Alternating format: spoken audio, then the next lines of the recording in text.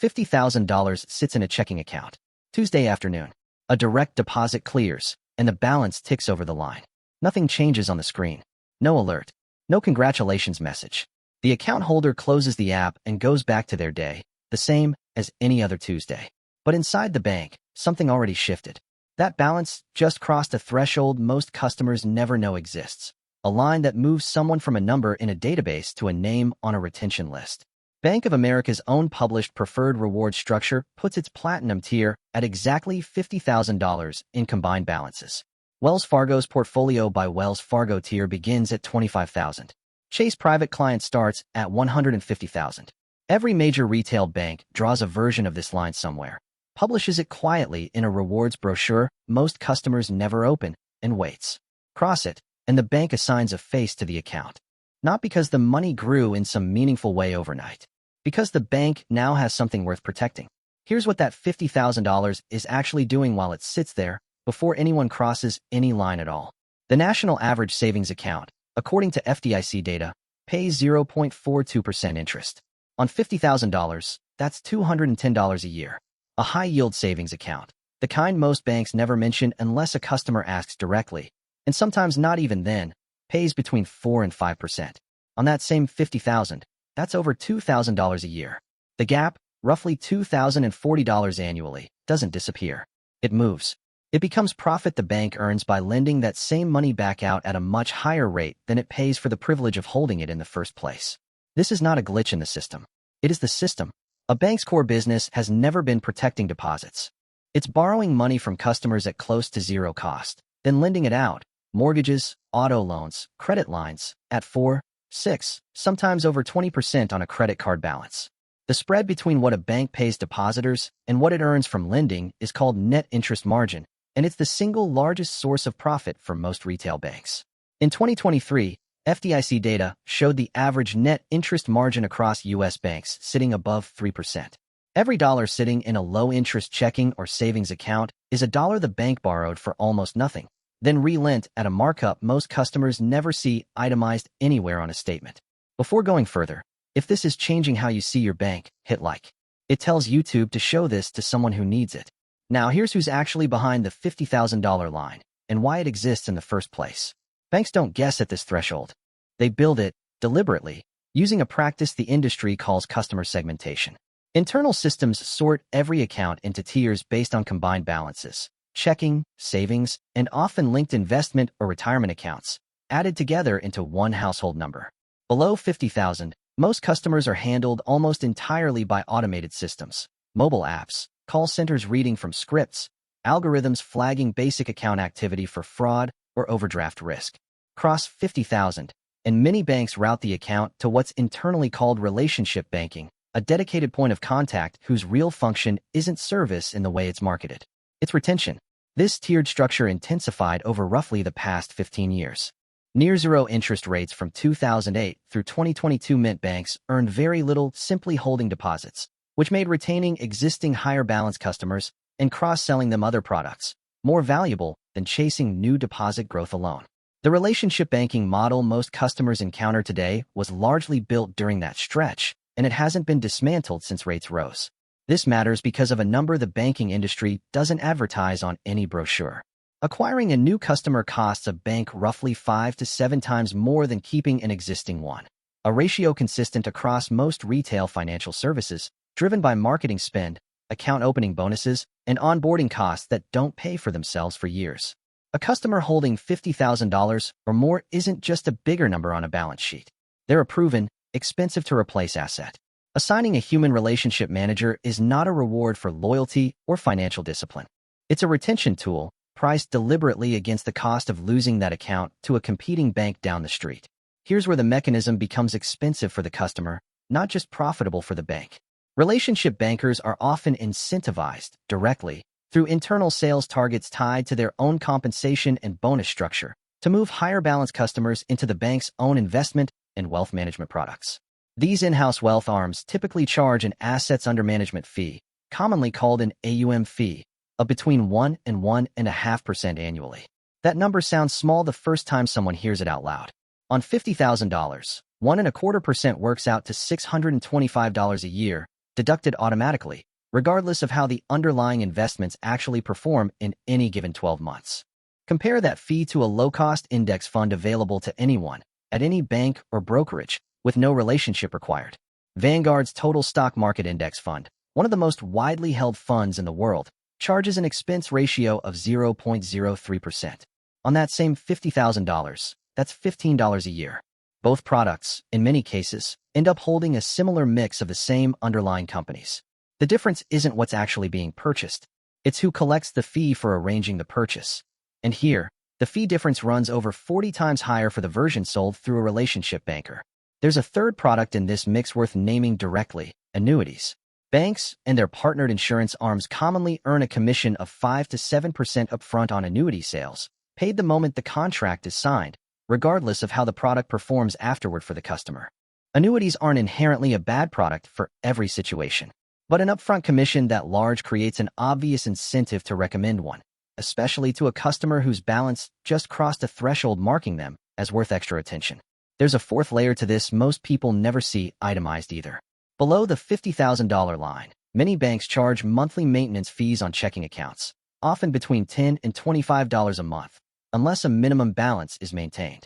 Cross the relationship banking threshold, and those same fees are frequently waived entirely, along with out-of-network ATM fees and outgoing wire transfer charges. It looks like a reward for reaching a milestone. Structurally, it's closer to a cost the bank was always willing to absorb once the account became valuable enough to be worth keeping fee-free. There's also a lending angle to the same relationship. Customers above the threshold are frequently offered preferential rates on mortgages, auto loans, and personal lines of credit, sometimes a quarter to half a percentage point lower than the publicly advertised rate. On a typical 30-year mortgage, even a quarter-point reduction can save tens of thousands of dollars over the life of the loan. This part genuinely does benefit the customer. It's worth naming plainly, because the relationship isn't purely extractive. The bank is willing to give up real margin on lending in exchange for keeping the deposit relationship intact, which is exactly why the deposit side matters so much to them in the first place. The favorable loan rate and the higher fee wealth product come from the same underlying calculation. What does it cost to keep this customer, and what's the most profitable way to spend that budget? There's a fifth layer, and it runs in the opposite direction for anyone below the line. Overdraft fees average around $35 per incident nationally, and the accounts most likely to carry them aren't the ones sitting comfortably above $50,000. They're the ones closer to zero, cycling paycheck to paycheck. Exactly the accounts least likely to have a relationship banker fighting to waive the fee on their behalf. The same bank that quietly forgives a wire fee for a platinum customer can, in the same fiscal quarter, collect billions industry-wide in overdraft charges from customers on the other side of the threshold. It's not that one group is being punished and the other rewarded out of malice. It's that the tier line determines which customers are worth the cost of leniency and which ones aren't. There's a sixth layer worth naming, because it's the most visible one and the easiest to mistake for pure generosity: premium credit cards. Crossing a relationship banking threshold frequently unlocks invitations to metal cards with waived annual fees, elevated cashback rates, and airport lounge access. Perks that can genuinely add up to hundreds of dollars a year in value. These aren't handed out at random. Card issuers know that customers who hold larger deposit balances also tend to carry lower credit risk and spend more per transaction, which makes them more profitable on the interchange fees merchants pay every time the card is swiped. The perk isn't the bank being generous. It's the bank correctly predicting that a customer already worth retaining on the deposit side is also worth competing for on the spending side. Here's what this looks like when it's not abstract. Picture two people, both with the exact same bank, both direct depositing similar paychecks. One has $48,000 sitting in checking and savings combined. The other has $52,000. On paper, a $4,000 difference. In practice, one of them gets an automated app and a call center. The other gets a name, a direct phone line. And, within the first few months, based on how these relationships are typically structured, an invitation to review their portfolio with someone whose compensation is tied, at least in part, to how much of that portfolio ends up in the bank's own products. The $4,000 didn't change either person's financial literacy, risk tolerance, or goals. It changed which sales funnel they were placed into. One flag here, because this matters for anyone watching outside the United States. This example uses American banking data specifically, since it's the most publicly documented. The underlying structure isn't unique to America, though. United Kingdom relationship banking commonly begins between £50,000 and £100,000 in combined balances, Major European banks use comparable thresholds, adjusted for local currency and regulation. The logic is identical everywhere it appears. The cost of retaining a valuable customer, weighed against the cost of losing one. Here's what the $50,000 line actually means, once someone stops trusting it by default and starts understanding what built it. 3 specific moves change the outcome for anyone sitting above or approaching that line. First, moving idle cash out of a low-interest account. Someone who shifted $50,000 from a 0.42% savings account into a 4.5% high-yield account gained roughly $2,040 extra in the first year alone, with zero added risk. The money stayed in cash the entire time. It simply stopped quietly subsidizing the bank's lending desk. Run that same gap forward 5 years, assuming the rate holds steady, and the difference compounds to over $11,000 left on the table by staying in the default account alone. Money that required no new investment knowledge, no added risk, and roughly 10 minutes to move online. Second, choosing a low-cost index fund over an in-house wealth product, when investing, not just saving, is the actual goal. Modeled over 20 years, using the S&P 500's long-run historical average return of roughly 8% annually before fees. $50,000 in a fund charging 0.03% grows to approximately $232,000. That same $50,000 in a bank product charging 1.25% grows to approximately $184,000 over the identical 20 years, in cases where personalized advice is genuinely wanted and worth paying for.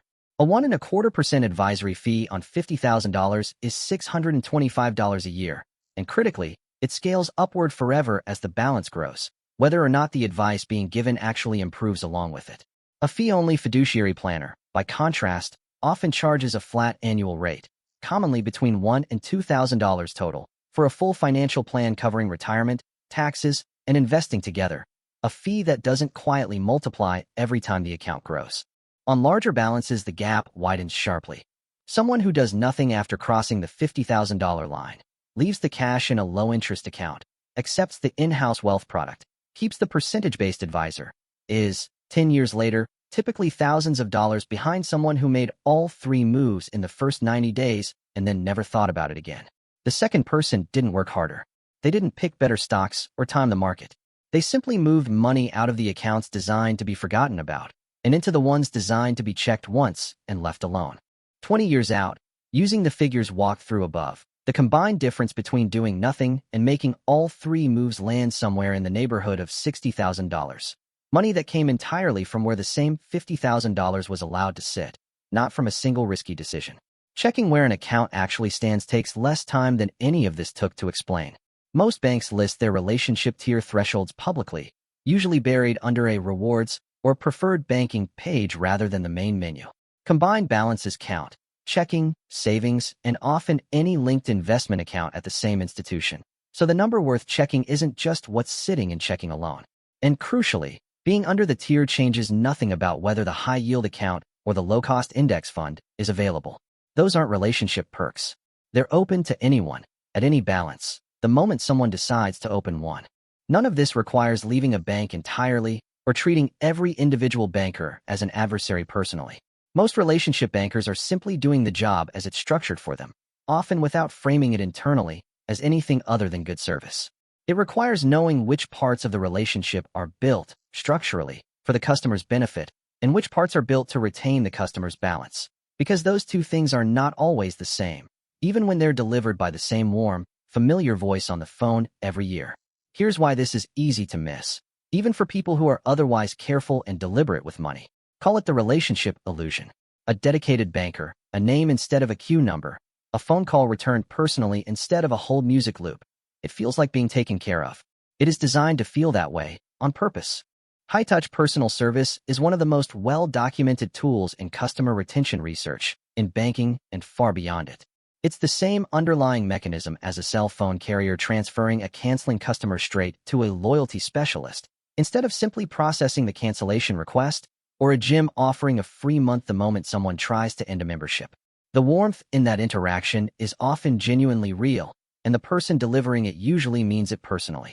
The function underneath it, protecting $625 a year in advisory fees, instead of the $15 an index fund would cost for similar exposure, is also real at the exact same time, Most people never compare their bank's products side by side with the alternative because the bank is the one presenting both the problem and the solution in the same conversation.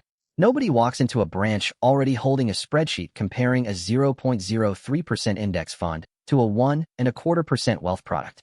The comparison itself is the missing step, not intelligence, not diligence, just a single side-by-side that almost never happens, because the only person in the room benefits from it not happening.